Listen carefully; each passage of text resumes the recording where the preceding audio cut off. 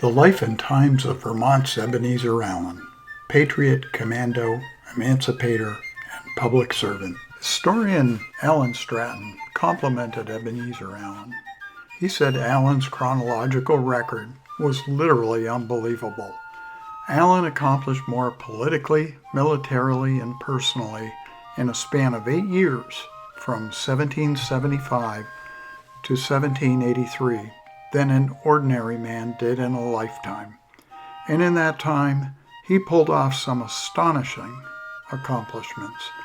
If we peel back the military accomplishments and examine some of his civic life and decision-making, we see a no-nonsense, principled man.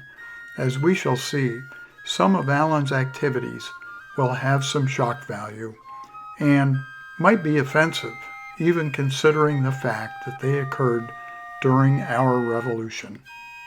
If you're not a Revolutionary War history scholar, keep in mind that in Allen's birth year, 1743, there was no United States yet, and it would be almost 50 years before there would be a state of Vermont.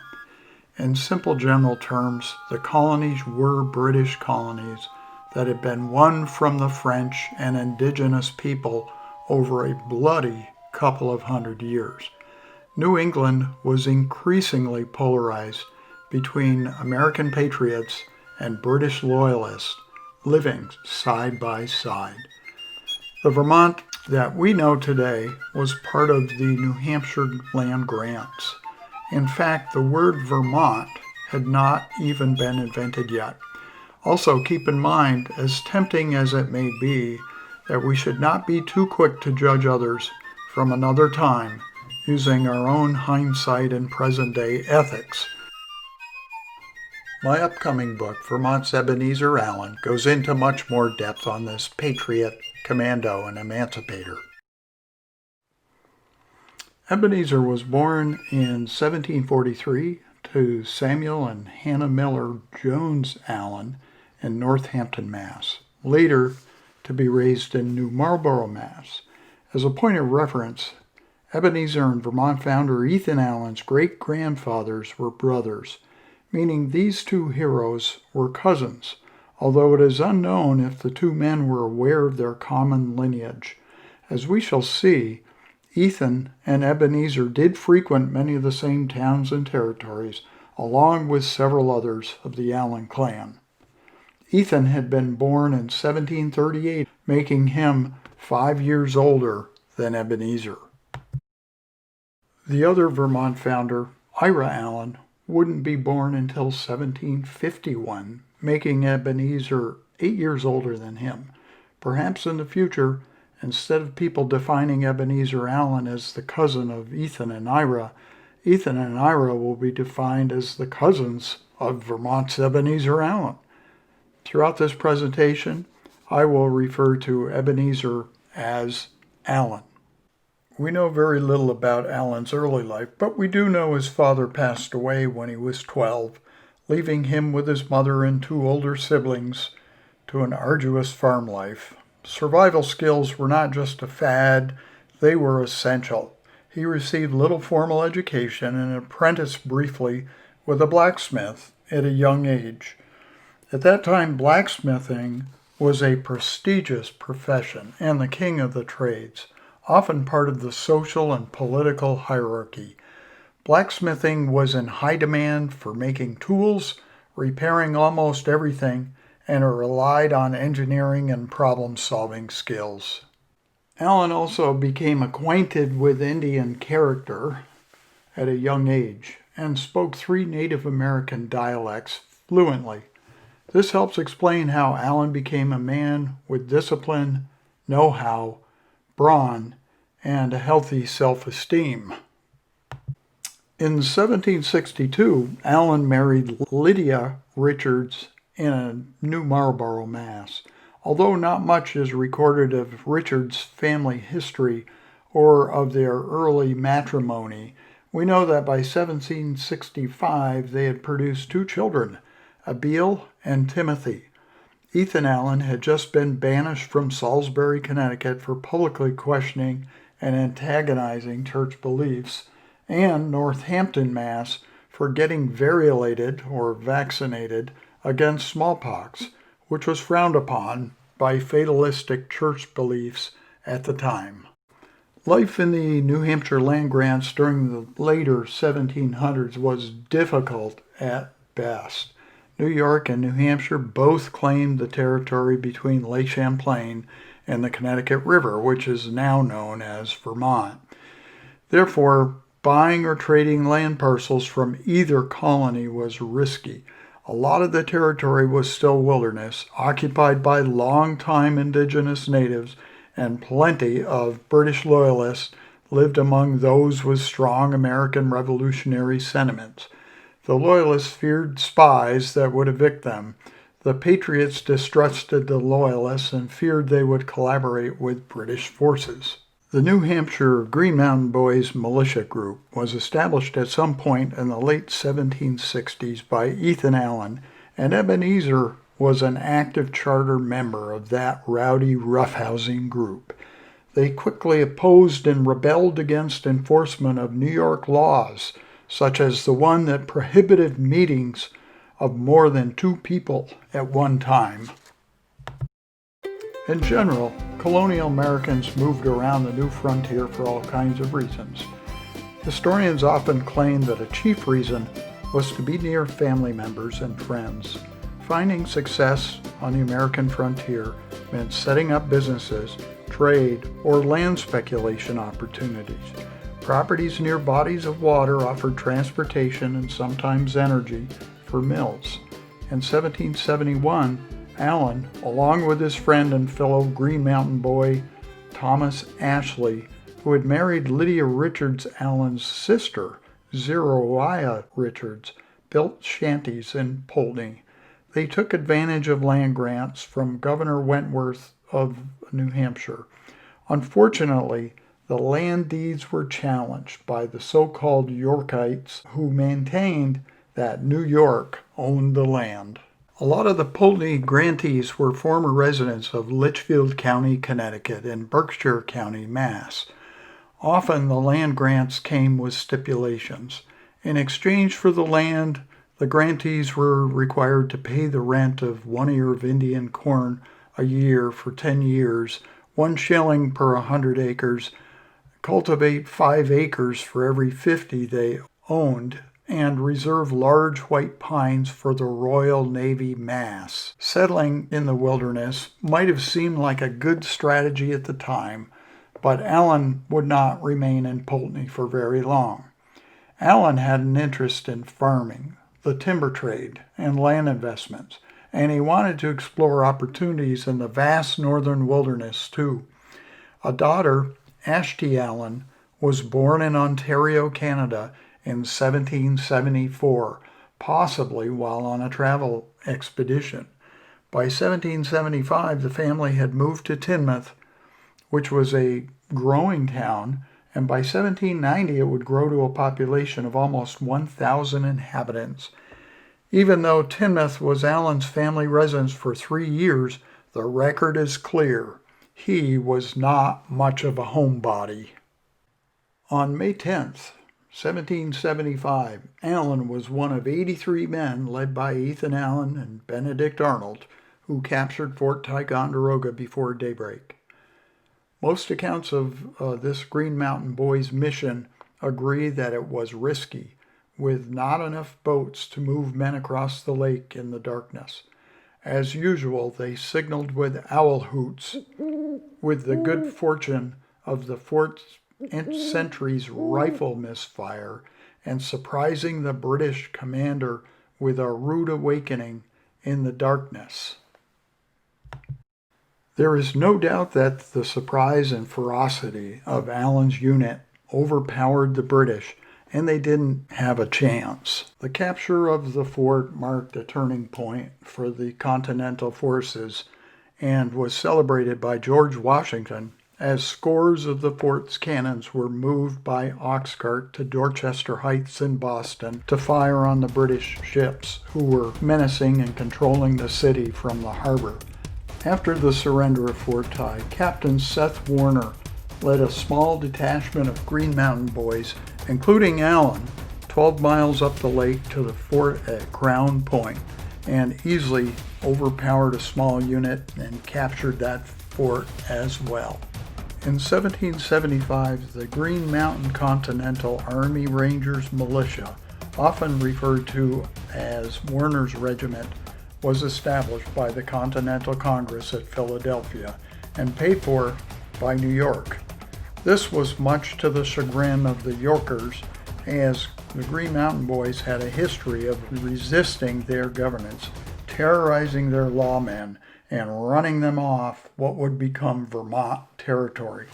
Seth Warner was selected as commander of the Rangers, and Ethan Allen was chosen as a first lieutenant of that regiment, which was sometimes called the Green Mountain Boys, not to be confused with the pre-revolution Green Mountain Boys. As a side note, Ethan Allen was captured outside of Montreal and imprisoned for almost 3 years in 1775, during which time Ebenezer was having a breakout military combat career. In that year, 1775, Allen was part of a company of men in Warner's regiment that he had helped muster from Pulteney and Teignmouth and served in a 5-week scouting party into Canada. At 32, Allen's courage, military skill, charismatic leadership ability, and gutsy physical presence were getting noticed. The following year, Allen served as a delegate to the Safety Committee Convention of New Hampshire. He was also commissioned as a captain in the militia group known as Herrick's Rangers for immediate defense of the New Hampshire colony. As we shall see, a lot of paramilitary missions emanated from the Council of Safety and were carried out by small, well-trained units, and Allen was a key operative in these missions. The differences between the training and strategies of the British infantry and Rogers Rangers woodland fighters were very different. European units were comprised of career warriors, and in Europe, the poor and lower class artisans. Strict discipline was imposed with punishments such as flogging. European battlefields were often more open than in the thick wilderness of the east coast of New England. Troops marched in formation and often attempted to volley into masses of their opponents. By contrast, the American light infantry militias were more accustomed to woodland fighting and sharpshooting. The citizen rangers tended to be intelligent and well-trained. The strategies used in the light infantry were passed on from Rogers Rangers' standing orders, and they give us insight into warfare in the woodlands of New England. Here are some of my favorites. Don't forget nothing. 2. Have your musket clean as a whistle, hatchet scoured, 60 rounds powder and ball, and be ready to march at a minute's warning. 3.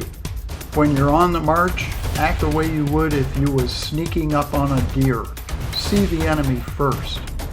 4. When we camp, half the party stays awake while the other half sleeps. 5. If we take prisoners, we keep them separate till we have had the time to examine them so they can cook up a story between them. 6. Don't sit down to eat without posting sentries. 7. Don't sleep beyond dawn. Dawn's when the French and Indians attack. 8. Don't stand up when the enemy's coming against you. Kneel down, lie down, hide behind a tree. And 9.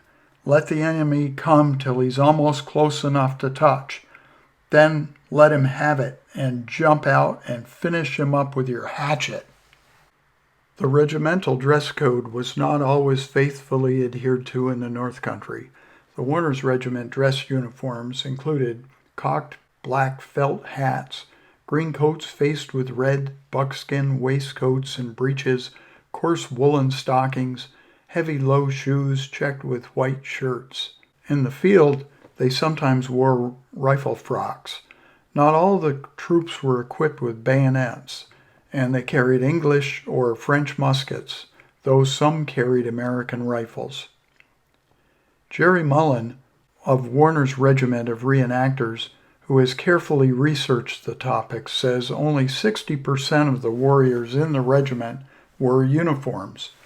Officers bought their own uniforms and usually carried swords and pistols. Mullins said it was unlikely that Herrick's Rangers wore uniforms unless they had procured them from their work in Warner's regiment, so it is likely that Allen wore the green regimental uniform when on duty, since he was an officer. What was Allen like as a person?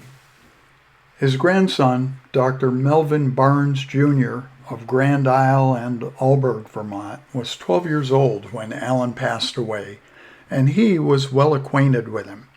Barnes noted he was very perceptive. In general, Allen had a military manner and character. He had black eyes, a large head, and prominent features, and a dark complexion. He had a deep chest with long, stout upper limbs and shorter legs with bigger than average size and strength.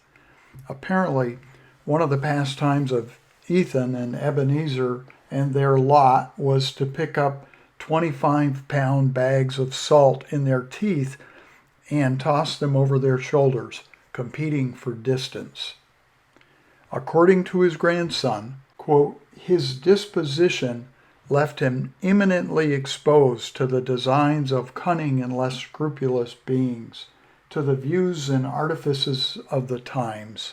Other accounts confirm Allen's spirited and combative personality, and he harbored a particular contempt for dishonesty.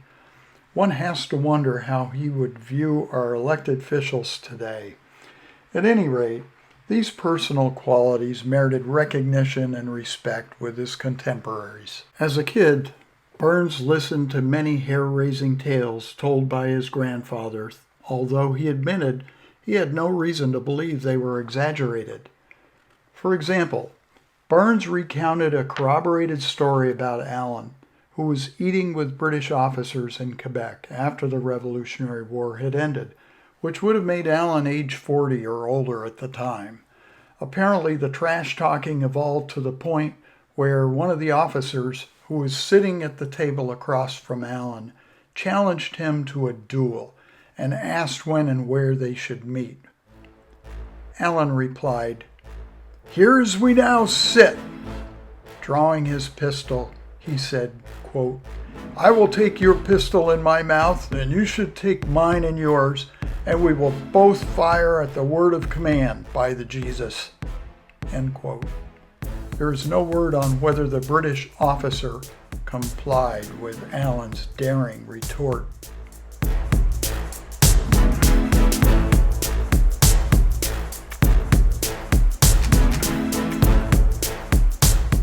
In July 1776, after the adoption of the Declaration of Independence of Philadelphia, Allen was a member of the convention at Dorset and the 1777 convention at Windsor, representing Teignmouth, where the Vermont Constitution was written. At that convention, Vermont declared independence from New York and Great Britain. Incidentally, they also made slavery illegal, which would go into effect largely unenforced the following year in 1778. The Republic of Vermont would exist for the next 14 years as an independent territory before it became a state. In the late 1770s, Vermont was still a dangerous place to be. Whether you are a British loyalist, also known as a Tory, an American Patriot, or a Native American, the southern towns like Bennington were the safest places to be for settlers, since the north was still wilderness. The British occupied some American cities in Canada, and raids by the British and Native Americans, sometimes in concert, were prevalent. Fort Vengeance in Pittsford, 1780, and a fort in Rutland were built to protect settlers from British General Haldimand's raids and included garrisons of the Vermont militia. In fact, historian James E. Peterson points out the Council of Safety, as late as 1780, proclaimed that settlers were not safe north of Pittsford. In the towns without forts, settlers faced the constant threat of attacks, being taken prisoner, and being killed. But living among the Patriots were loyalists whose sentiments lay with the British, and life could be hazardous for them too. Some of the loyalists were known as protectioners because they were receiving protection under British General John Burgoyne. The Council of Safety often suspected them of spying for the British and often confiscated their properties or worse. There was also word of a Tory camp in nearby Clarendon. In July 77, after the American surrender of Fort Ticonderoga, a number of the residents of Teignmouth anticipated British attacks and left town to gather south in Arlington, Shaftesbury, Bennington, where it would be safer. However, some citizens who had British loyalties stayed behind.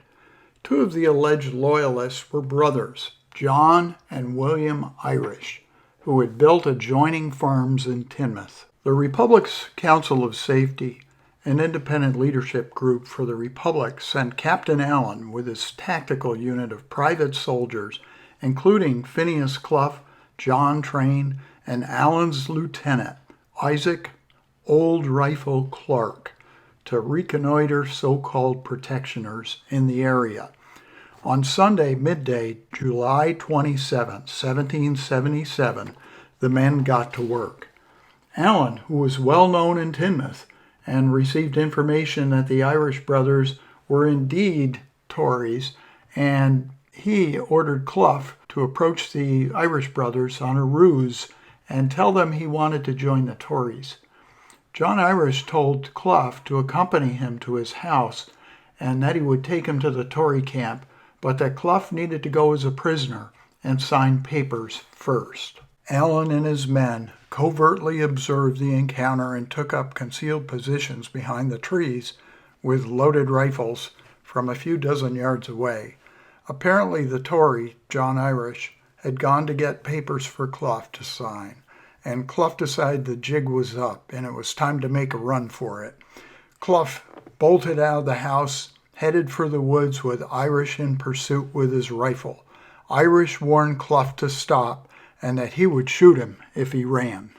Irish aimed his gun to shoot Clough. Allen shot Irish in the left hand and Irish dropped his gun. According to Melvin Barnes, Irish exclaimed, "Captain Allen, you have killed me." At that point, Lieutenant Clerk aimed his rifle and said, "No, he ain't, but I will," and shot him through the heart. After killing Irish, the party continued on to reconnoiter the Tory camp, then moved on to Arlington.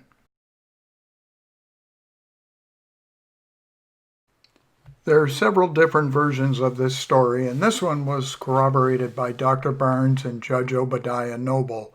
Judge Noble was described as having impeccable character and served in the public office for many years afterward in Teignmouth.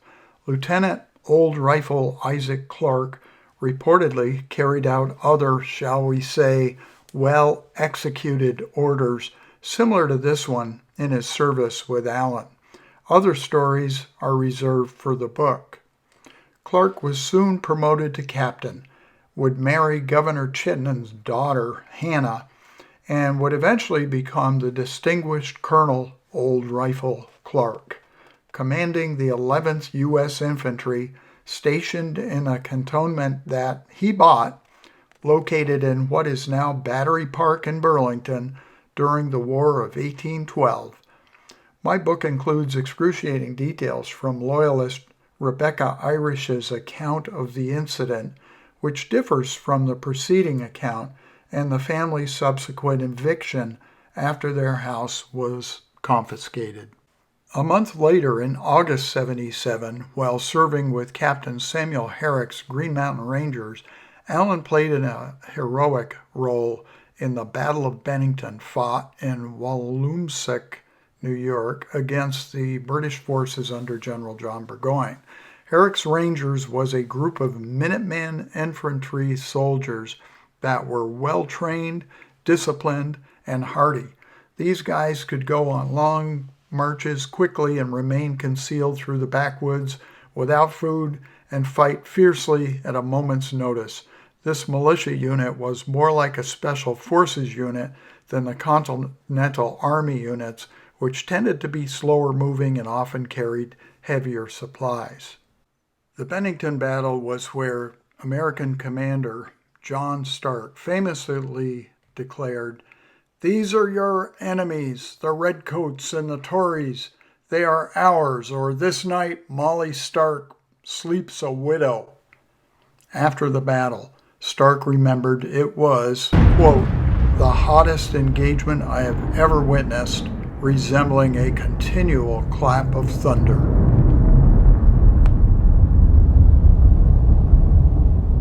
Allen's role in that battle was significant. He was known for being cool and deliberate while facing extreme danger, and one of the best marksmen in the Continental Army.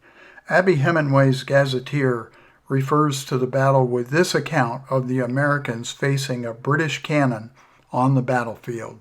The British had a field piece placed upon an eminence which very much disturbed the Vermont militiamen. General John Stark ordered Ebenezer Allen to take 20 sharpshooters from his company and go so near the cannon that they could shoot down the artillerymen firing it. Just as Allen entered the field, there came a great shot from a field piece which grazed his cheek. He put up his head, rubbed his face, and said, "Them fellows shoot as careless as the devil." No more disconcerted than if a snowball had been thrown, he rushed on, made the attack upon the artillerymen, and in a very short time all that were not killed or wounded fled and left the gun. After fighting in Bennington, Allen served in the Patriot expedition force with the Rangers along with 2,000 other soldiers from the region. This was a strategic location for keeping Burgoyne's armies under control. At that time, in 1777, the wagon road went only as far north as Patriot, so moving northward would be on foot with limited supplies. The following month, in September, Allen was appointed to the rank of major in Herrick's Rangers and served with Colonel John Brown, sweeping the British from the north end of Lake George and subsequently from Fort Ticonderoga. Allen was complimented by the Vermont Council for his spirited conduct in action. To some historians, Allen's capture of Mount Defiance on that outing was his greatest achievement. It was audacious and courageous, to say the least. And he did it before daybreak. Allen's ad hoc Special Forces unit scaled an almost vertical rock face that was opposite the cut trail. Allen, quote, clambered to the top and in a stentorian voice cried out, "Shoot them rascals!" At that moment, his men were hanging by crevices and bushes below the summit. The surprised British soldiers panicked and the cannoneers wildly fired into space, not knowing what to aim at. Allen and his men came after them like a swarm of hornets, and the entire British garrison fled down the cut trail. Historian Russell Bellico says Allen's men then turned the cannons on the British in the fort and fired at them. Unfortunately, they found that Fort Ty was out of range of the cannons. The entire British garrison was captured by Major Benjamin Waite at the bottom of the mountain. After the war, Waite would become the founder of the town of Waitsfield, Vermont. But that's another story. After the capture of Mount Defiance, 1,000 American troops under the command of Colonel Brown surrounded Fort Ticonderoga. The British appeared to be well defended inside the fort. Allen decided he would go on a scouting expedition to see what he could learn about the size and condition of General Watson Powell's force. Allen tied a piece of white cloth on the end of his musket and strolled alone toward the fort. He was able to ascertain that the British group was not a large force, and they were not prepared for intense combat. Nonetheless, even though the Americans realized they vastly outnumbered the British inside the fort, they lacked the fortitude to attack. One cannot help but wonder what might have happened if Allen had been in charge of the American troops instead of Colonel Brown. Later on, following the eventual British evacuation of the fort and retreat towards Canada, Allen's company ambushed the British rearguard, who were 40 miles north in Essex, New York, headed for the safety of Canada. By some accounts, the British recognized Allen's unit and were terrified of their well-known ferocity.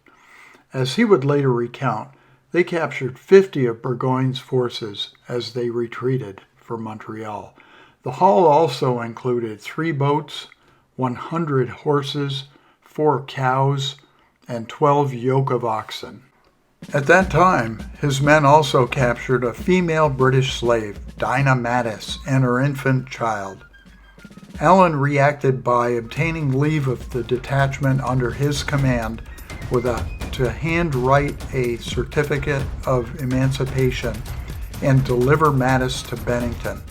His emancipation stated that based on the Continental Congress resolve, all prizes belonged to the captivators, and he was conscientious that it was not right, quote, in the sight of God to keep slaves, end quote. The emancipation would give her and her child their freedom to pass and repass anywhere through the United States of America, with her behaving as becometh, and no trade and no traffic for herself and child, as though she was born free, without being molested by any persons or persons. This certificate was recorded by the Bennington town clerk. It is worth noting that in 2014, in a 7 days interview, University of Vermont professor Harvey Amani Whitfield praised Allen's decision to free Mattis, calling it glowing significance of his decision-making at a time when there was still and would continue to be slaves held in Vermont.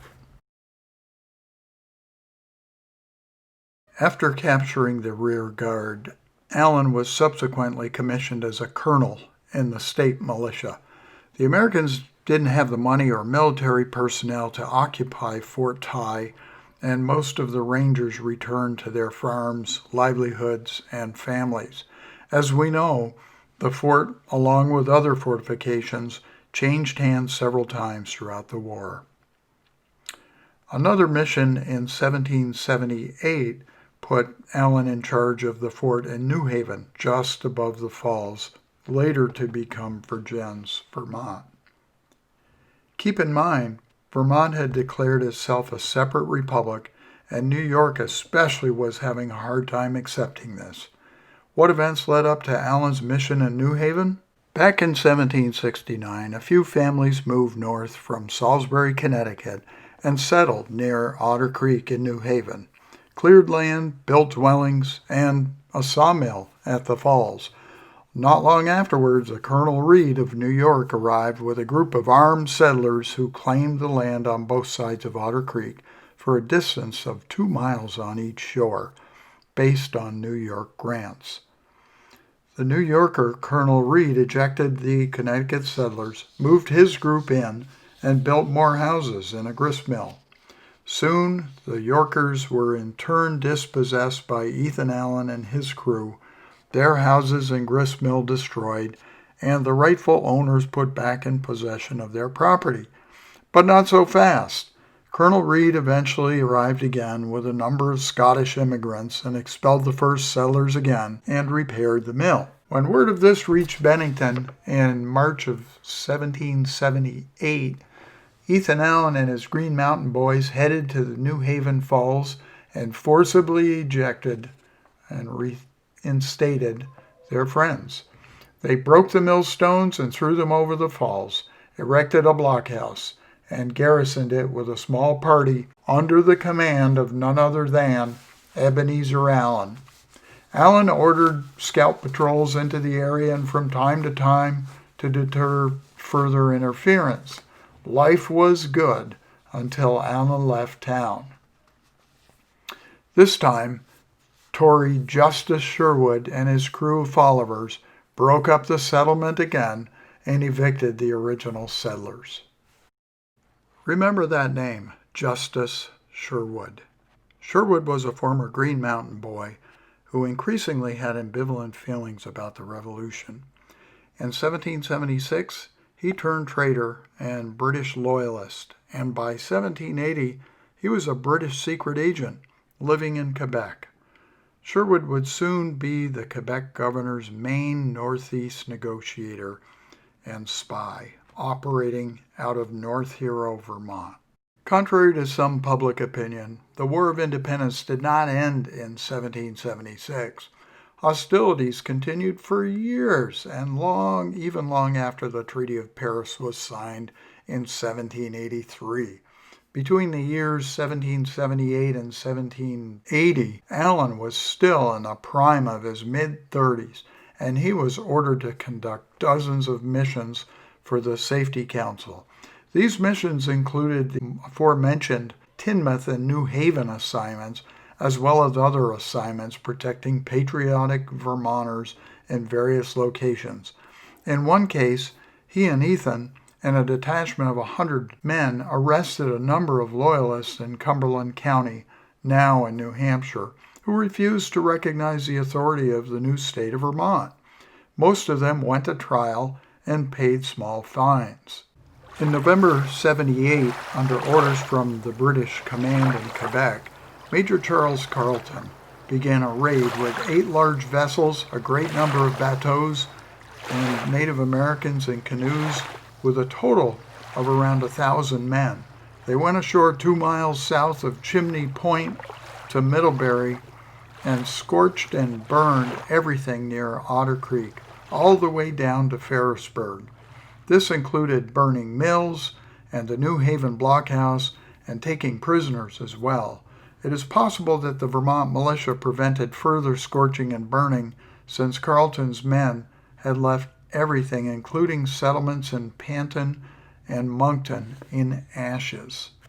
Apparently, Allen's scouting party became aware of Carleton's raids, and he sent a message to Ethan, who pulled out all of the Vermont militia.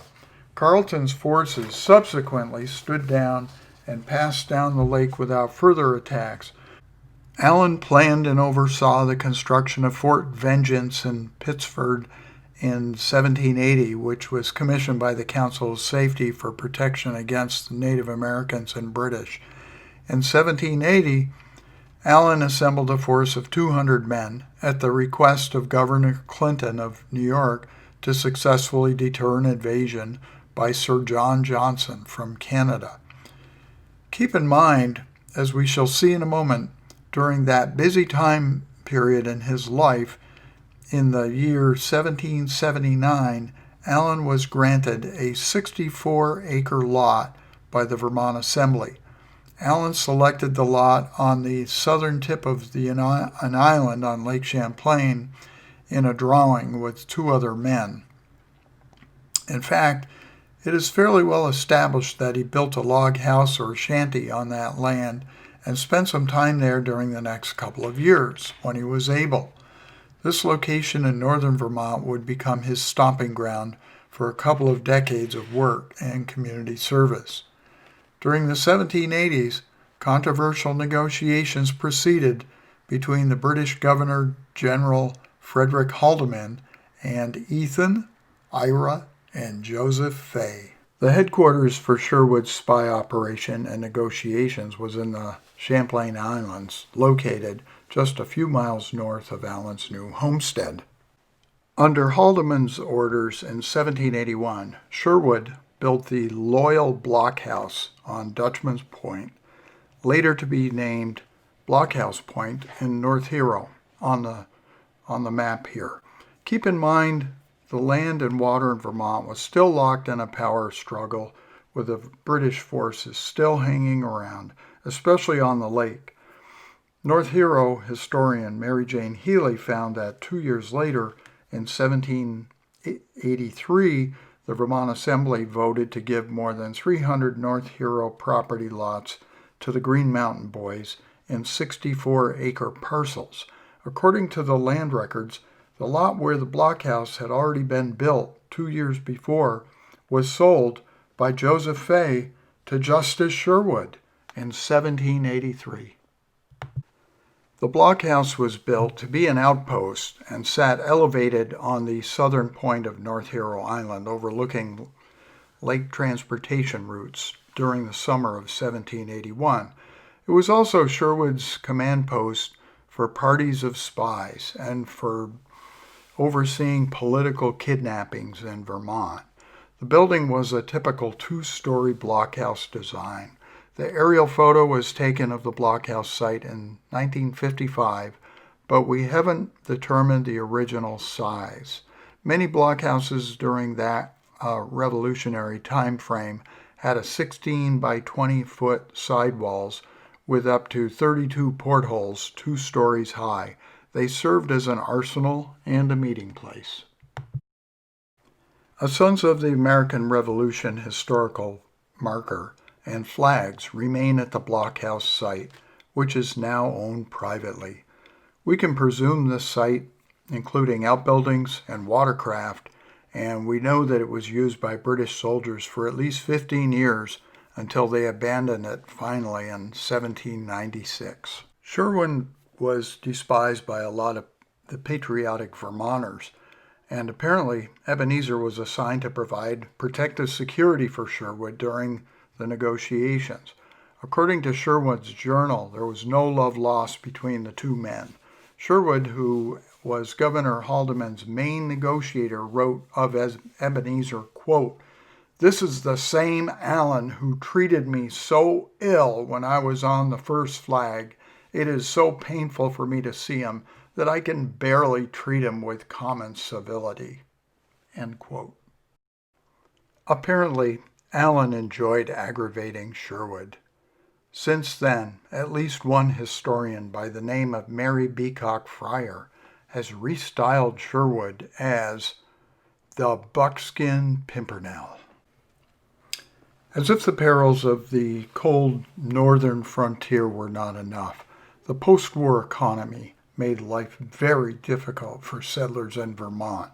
The realities of survival in the wilderness, on indigenous land, and the post-war economic recession created crisis and a conflict of commitment for many Vermonters. Accounts of the period describe the lack of prosperity, food, and business opportunities despite hard work. When Allen sold his estate in Tinmouth, he took beef in payment, then attempted to sell it privately to a private buyer in Canada via Crown Point.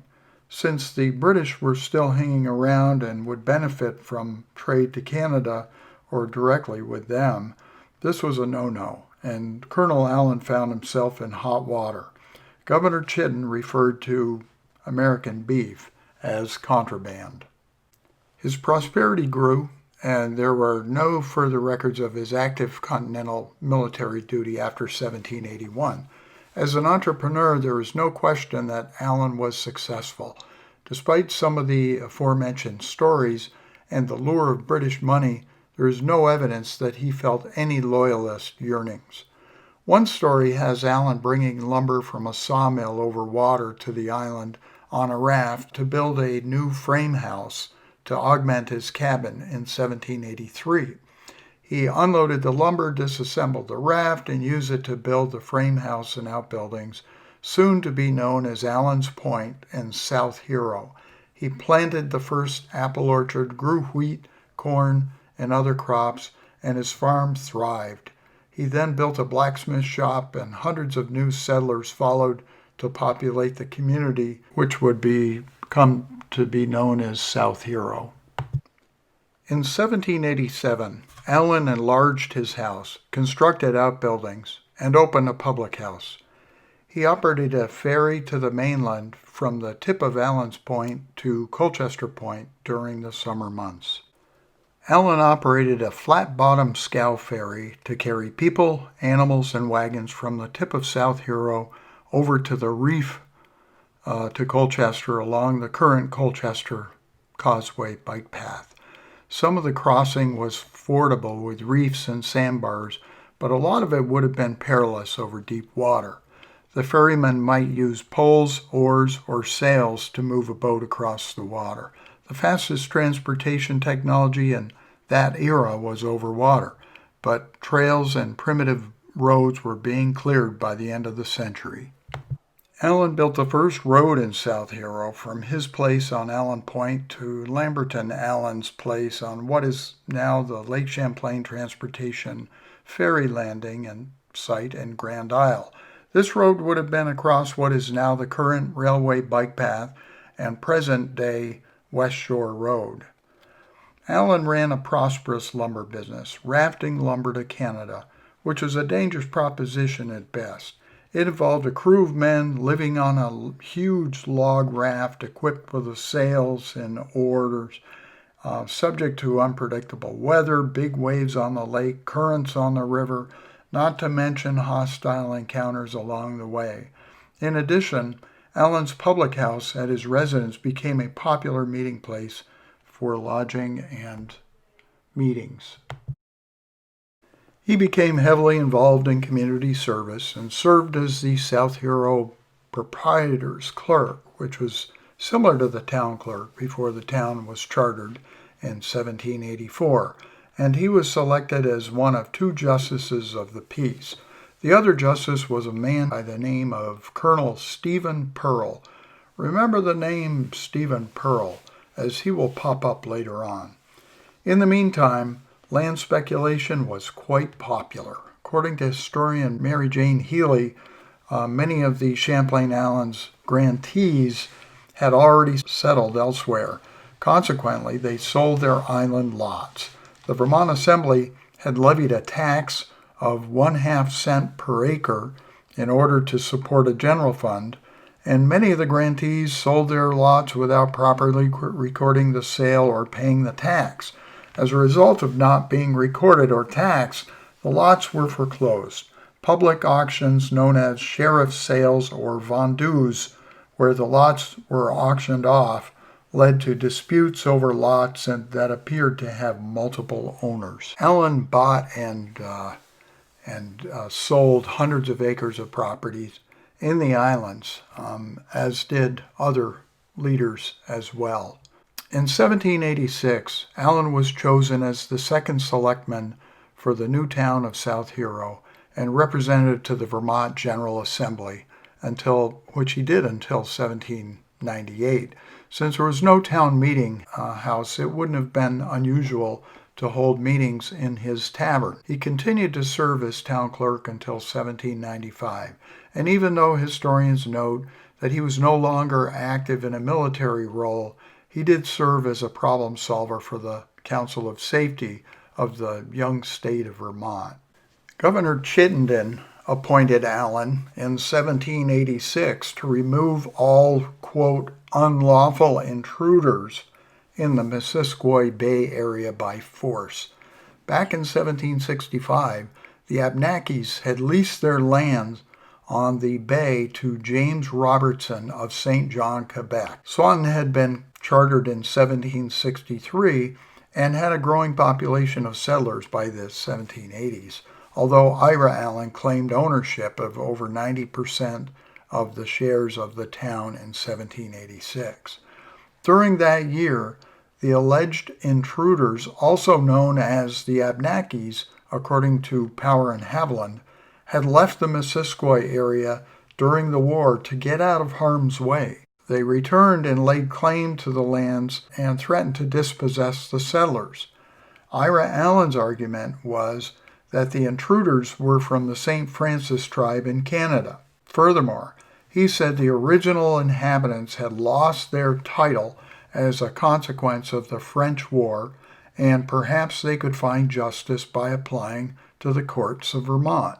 This controversy is a whole other story that deserves further discussion at another time. As a result, a small detachment of troops remained in the Missisquoi Bay area for at least 2 years to end the attacks and protect the settlers. We don't know if Allen used negotiations, force, or both to end the conflict. We do know that tribal lands have continued to be in dispute over the centuries. Recently, in 2020, 4 indigenous tribes, including the Abnakis, have been granted free fishing rights in Vermont after more than 200 years of trying. The summer of 1789 brought a severe drought. In fact, it was commonly called the scarce year and the uncommon year of starvation. Ebenezer was more fortunate with his hay crop than cousin Ethan in Burlington. And because of that, what was about to transpire would be the reason why Ebenezer Allen would be remembered in history. The story is well known. General Ethan Allen showed up with his hay wagon on February 11th. Ebenezer had invited a number of Patriot brothers from the Green Mountain Boys ranks for an evening of reminiscences with stone walls, punch, and flips. Apparently quite a crew showed up at Ebenezer's tavern. As we know, Ethan suffered a traumatic medical event during the return trip over ice. Although there are different stories about his demise, the most reliable one is that he suffered a stroke, never regaining consciousness, then passed away in his bed at the Ethan Allen homestead on the following day, February 12, 1789. During that uncommon year, 2 citizens were brought before Justice of the Peace Allen after being proven that they stole food to eat. One man was apparently quite affluent. Colonel Allen expressed great chagrin at the thieves and noted scarcity could be no excuse for stealing. After ruling against the prisoners, their counsel countered that this warrant had not even been signed, and therefore the whole proceeding should have been legally nullified. According to grandson Dr. Barnes, Allen took the summons, signed it, then said, "Now go to trial. Everybody knows I'm justice itself." Allen continued to live in South Hero for another decade. In 1790, South Hero was the most populated town in northern Vermont with over 1,000 inhabitants. Burlington only had 332 in the 1790 census. For almost a year, Ebenezer toured unsettled territories with a group led by his namesake, the Loyalist Ebenezer Allen, who had also fought at the Battle of Bennington for the other side. The group, including Ira Allen, toured western New York and the Niagara regions. In February 1793, a British group of travelers led by Prince Edward Augustus, Duke of Kent, and his mistress stayed at Allen's house en route to New York. Followers of the royal family know that Prince Edward was King George III's 4th son, and he would become the father of Queen Victoria a few years hence, in 1819. Allen ventured out to the Midwest in 1795 with Vermonters Charles Whitney and Robert Randall, as well as 2 Englanders, to buy 20 million acres of land on the Michigan Lower Peninsula. They created a stock company, and Whitney and Randall promised congressmen stock or cash for support of the plan. The scheme was exposed. Whitney and Randall were investigated by the U.S. House, and the plan fell apart. Despite Allen's keen interest, his family dissuaded him from moving out to the Michigan area. Within a few years, though, Allen would get into serious hot water in a dramatic international incident. According to Allen's grandson, Dr. Barnes, in 1798, a suspect in Sheriff Ebenezer Allen's custody, John Gregg, drowned in Lake Champlain. However, the Vermont Assembly records state that the arrest was carried out by Deputy Sheriff John Allen from St. Albans. The Vermont Assembly record indicates that in 1798, a man they identify as John Allen, in his capacity as a Franklin County Deputy Sheriff, with a posse, followed a suspect, John Griggs, a.k.a. Greg, from the neighboring town of Alburgh, Vermont, who had fled across the border into Canada. The Allen posse broke into his room, arrested him, bound him, and put him on a sleigh to take him back to Vermont. Unfortunately, the sleigh went through the ice while in Allen's custody. Mr. Griggs drowned in Lake Champlain within the Vermont border. The Colonial Court of the King's Bench of Criminal Jurisdiction produced bills of indictment for Allen and his posse so that they could stand trial for murder in Canada. The indictment and extradition for Allen and his posse was delivered to Vermont Governor Isaac Tichenor. A court of inquiry into the incident at Alberg found that Griggs' death was accidental. Governor Tichenor's statement noted, quote, an occurrence of so serious and delicate nature, end quote. He conceded that Mr. Griggs was inconsiderately arrested and deceased within the territory of His Britannic Majesty. The statement went on to note that the unhappy affair had long given painful anxiety to the citizens of this state. Regardless of whether Ebenezer was involved, in the small, tight-knit island community which included Alberg, the drama, the investigation, the indictments, and the rumors must have carried a burden on everyone. There's more to this story, but one has to wonder if Ebenezer was involved in this traumatic incident and if that impacted what happened next. By 1800, Ebenezer and Lydia Allen's youngest daughters, Charlotte and Eunice, were 23 and 21. Allen moved to the boom town of Burlington and opened a public house at the head of the wharf on South Wharf, which was the site of a bustling lumber shipping center. On this Sanborn fire map of the South Wharf is on the lower right of the image, which is at the bottom of today's Maple Street. Water Street, which is now Battery Street, was adjacent to a cliff at the water's edge, and Lower Maple Street was then called Wharf Street. It was there that Ebenezer operated his tavern until his death. None of the buildings from that time exist today, although several brick and stone structures exist that were built in the 1820s. Allen got into some legal trouble and was apparently imprisoned after being sued in a civil suit by Sheriff Stephen Pearl in 1800 on unknown charges.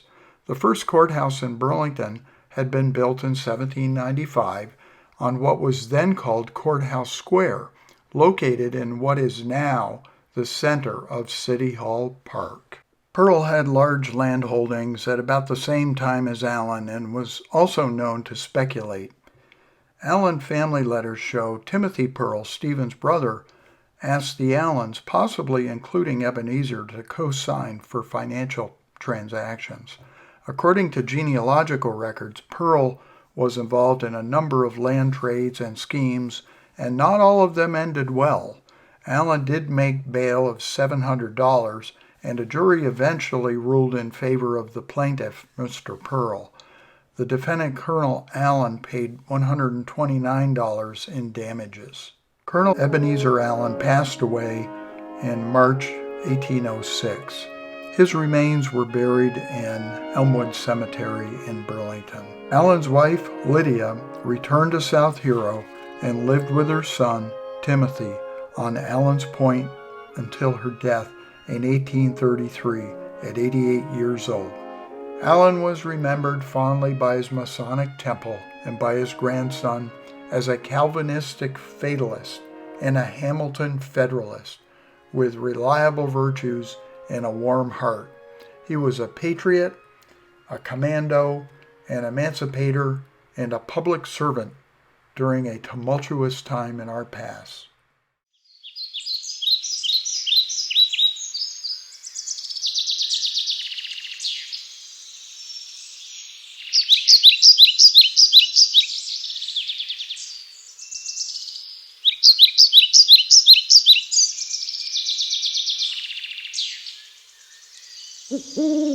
Hehehe